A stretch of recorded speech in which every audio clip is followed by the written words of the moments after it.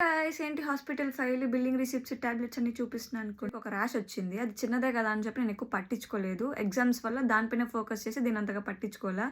అదేమైందంటే నిన్నటి నుంచి నాకు పెయిన్ ఎక్కువైంది. నైట్ అయితే అస్సలు నిద్ర కూడా పోలే. సరే అని చెప్పి ఈరోజు హాస్పిటల్‌కి వెళ్తే వాళ్ళు చెప్పింది ఏంటంటే సలుపు చెప్పారు. మనకి టాబ్లెట్స్ ఇచ్చారు. ఆయింట్‌మెంట్ కూడా ఇచ్చారు. లిటరల్లీ 3.5కే అయింది హాస్పిటల్‌కి ఈరోజు. అనే దానికి కూడా ఒక ట్రీట్మెంట్ ఉందంట. సరే అని చెప్పి ఇంకా అదే ట్రీట్మెంట్ తీసుకుంటున్నాను నేను గూడా. చాలా పెయిన్ ఒస్తాంది. ప్రాపర్‌గా నడవలేకపోతున్నాను. తింటా ఉంటే సగ్గిచ్చట్లేదు. చాలా అంటే చాలా పెయిన్ అనుభవిస్తున్నా.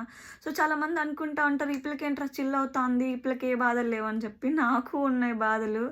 సో, అసలు ఎంత ఇష్యూ ఉన్నా, చిన్న ప్రాబ్లమ్ ఉన్నా వెంటనే వెళ్లి హాస్పిటల్‌లో చూపించుకోండి. నాలాగా ఎక్కువ తెచ్చుకోకని చెప్పేదంటే నా డాన్స్ రీల్స్ అనేది కొంచెం లేట్‌గా వస్తాయి.